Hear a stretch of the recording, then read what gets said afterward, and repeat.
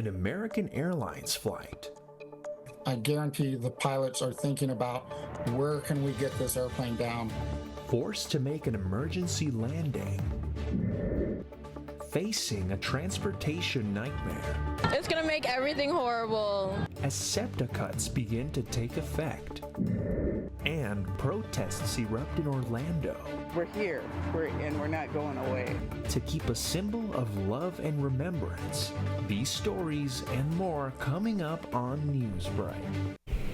Hello, South Florida. I'm Samantha Gutierrez. And I'm Nicolette Esper. Today's Monday, August 25th, 2025.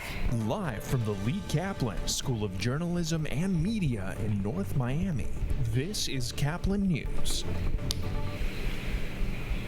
The all clear given on campus after a major scare that had officers rushing in. Students are shaken this morning after a shooter was heard at the University of South Carolina. Police officers fanned out to search the campus. However, the school has issued an all clear. Initial reports indicate the shooter was near the library. Many students resorted to barricading themselves for protection. You know, you don't think this thing's gonna happen to you, and then all of a sudden you're hiding behind a fridge because there's an active shooter a building away from you. Police continue to search the area as the university returns from summer break today. An American Airlines flight had taken off when the plane had to make an emergency landing outside of the nation's capital. The airline says the crew members reports a passenger's device began smoking. KTVK reporter Zach Perliski has insight on what likely took place during this emergency. A cross-country flight from Philly to Phoenix cut short on Saturday morning. These photos were shared by a passenger on American Airlines Flight 357 after the airline says a passenger's device started smoking, forcing the flight with 160 passengers and 6 crew members to be diverted and make an emergency landing in Washington, D.C. My biggest concern was a fire on board the flight. Cary Grant is a former commercial airline captain and now teaches at Embry-Riddle University in Prescott. One of the passengers believes a battery caught fire towards the back of the plane and was eventually put out by both flight attendants and passengers, but not before the entire cabin started filling with smoke. As soon as the flight attendants say, we've got a fire on board, I guarantee the pilots are thinking about where can we get this airplane down as quickly as possible. Grant says every plane has at least 2 fire containment bags on board for situations just like this. With the limited information the airline released, Grant says the crew sounds like they did exactly what they should have. They certainly are more prevalent because a lot of airplanes now, when you go on the airplane, what's your in-flight entertainment? It's your personal electronic device. Zach Perlutsky for Arizona's Family. Up north in Philadelphia, thousands of commuters are about to face a tough ride. As sweeping cuts to SEPTA, the city's public transit system, take effect this weekend, KYW's Eva Anderson reports on what that means for riders. Getting around Philadelphia will now get harder for some people. Cuts, delays, and possible disruptions are imminent, and riders say what once felt distant is suddenly here. I had hope that we were actually going to pull it together, and then when I saw we didn't, I was like, no, they're not actually going to do it. But here it comes. Tashara Dean and Susan Bombab, who ride SEPTA to get to work and class, are now dreading their daily commutes. It's gonna make everything horrible. Traffic's gonna be horrible. Starting Sunday, SEPTA will begin eliminating 32 bus routes. Another 16 will be shortened, and dozens of bus, trolley, and subway lines will see reduced service. Yo, yo, yo, go Phils, baby, go Phils now. Phillies fans were full of energy Saturday, but many are bracing for tougher trips to the ballpark. You have to get on SEPTA to get here quickly, and if you want to leave the stadium, you have to get on SEPTA. While Broad Street Line trains will still run to the sports complex, service will be less frequent, and those special express trains to games are being eliminated. It just brought some concerns. Now what will we do? Mayor Parker told us she's concerned, but she's encouraging Philadelphians to come together as a city and trust state lawmakers to find a solution. Philadelphia and southeastern Pennsylvania will be paralyzed. However, this is Philadelphia. We're going to do the best we can with what we have. Go Phillies. Meanwhile, people are left scrambling to figure out their next trips. I don't know what I'm going to do to go. So you haven't even started making a plan yet? No. For riders, the countdown is over and the real challenge begins now. Service cuts begin Sunday, but the real test comes Monday with the start of the work week and the first day of school. Fare hikes follow on September 1st. Reporting at the Broad Street line in Center City, Eva Anderson, CBS News, Philadelphia. The Venezuelan government keeps their militia registrations open beyond this weekend in response to the U.S. ships near their coasts. The call for Venezuelan citizens to register as militiamen made by President Nicolas Maduro will go beyond this week in an effort to increase their numbers. The Minister of Defense, Vladimir Padrino Lopez, stated that registrations will remain open for the upcoming weeks because, in his words, it's impossible to register the soul and the popular sentiment in just 2 days.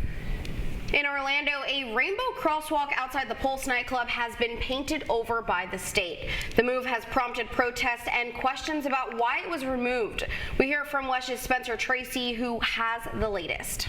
In the shadow of the Pulse nightclub, protesters are refusing to let what they say is a symbol of love and remembrance be erased. We're here, and we're not going away. I put a little bit of color on each one of the stripes. Protesters came to this crosswalk outside of Pulse on Friday and Saturday to restore the colors with paint and chalk.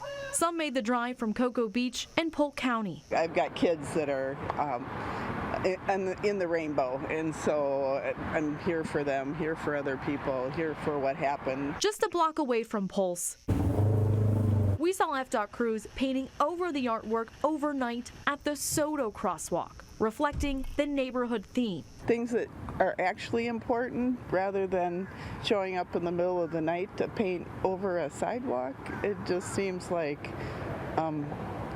cowardice. FDOT says the rainbow crosswalk, along with more than a dozen others across Orlando, is not in compliance with state regulations. The original rainbow was installed after the attack at the nightclub that killed 49 people.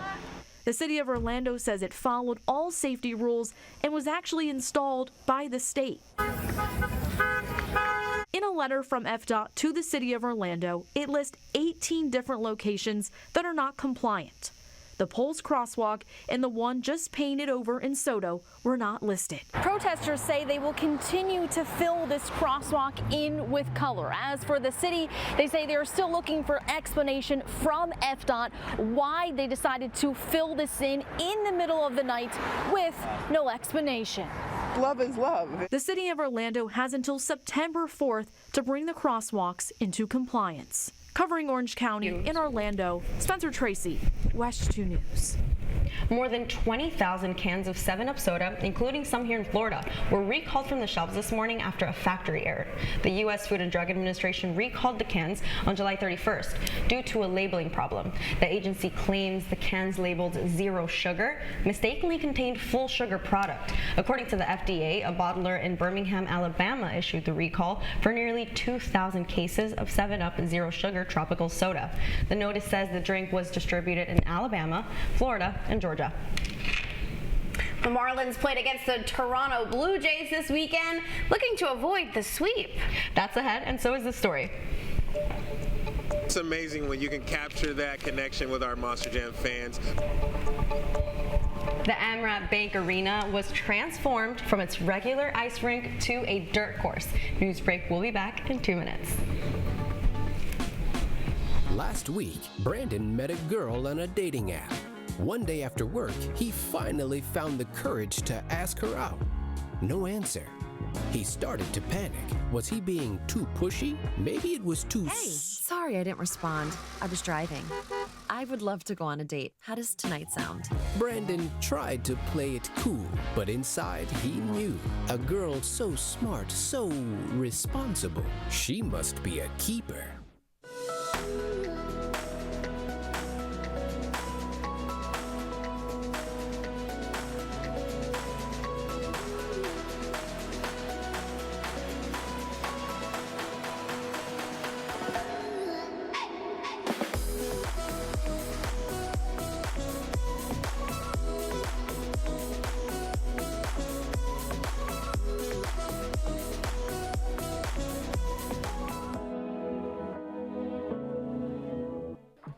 How do you know when you've made the right decision? It's the feeling you get in your gut. The one that tells you what's right or wrong. It's the one that says, sure, I can have a drink. Or the feeling that says, okay, I've been drinking. Now what? It's the voice inside you that says, I'm buzzed. Better leave the car when it's time to go. Plan ahead. Catch a sober ride. Buzz driving is drunk driving. Every day, millions of people are connecting. And even though we're overcoming obstacles, watching each other's backs, And banding together. we should still make an effort. We should still make an effort. to get to know each other, On a deeper level. Father. cosplayer, Mentor. actor. It's time we take a step forward. It's time we take a step forward. Come together and discover How accepting our differences can make us stronger.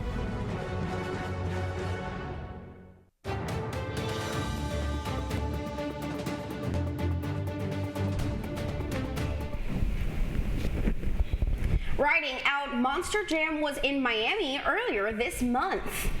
With summer break now behind us, our student reporters look back on some of the big events that happened across South Florida. Especially when the tires are larger than life. Monster Jam roared into Amrat Arena, and Caplin Dylan Pizet has more.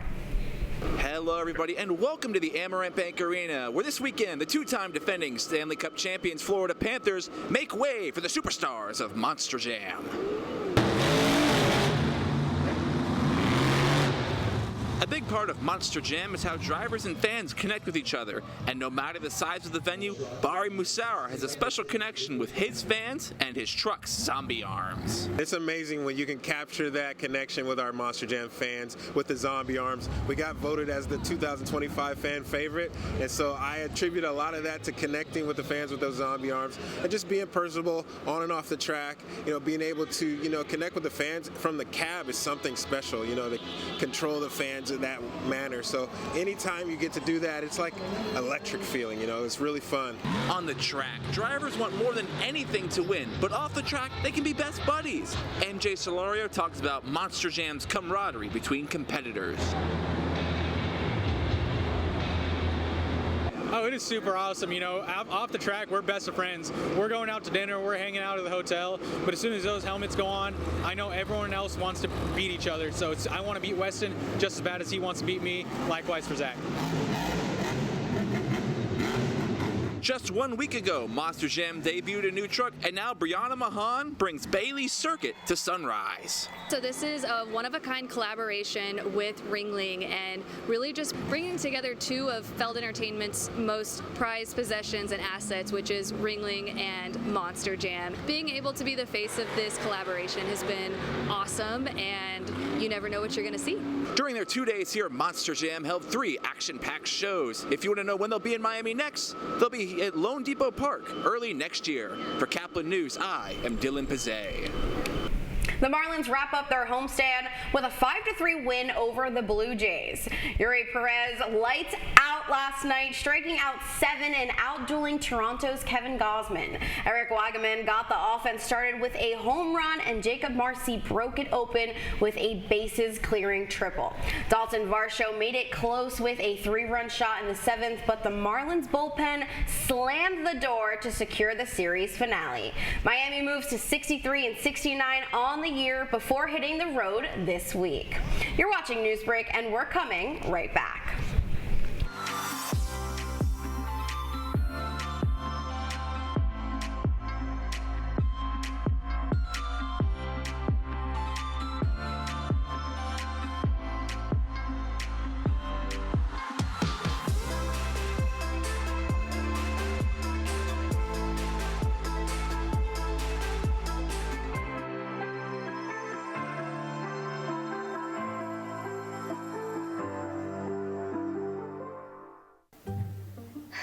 I could really use a new tablet. I just don't have the money.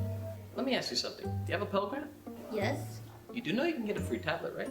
Did you say free? Yeah, free. It's simple. And the application is done in the store. I could really use a tablet. Go get one! Another satisfied customer. Stop by Panthertech in the Graham Center at FIU MMC today to speak with one of our associates to get your free tablet. Type 2 diabetes can have a big impact on your life. But how can it be prevented? Well, the first step is knowing if you have something called prediabetes. Take the 1-minute risk test today at doihaveprediabetes.org.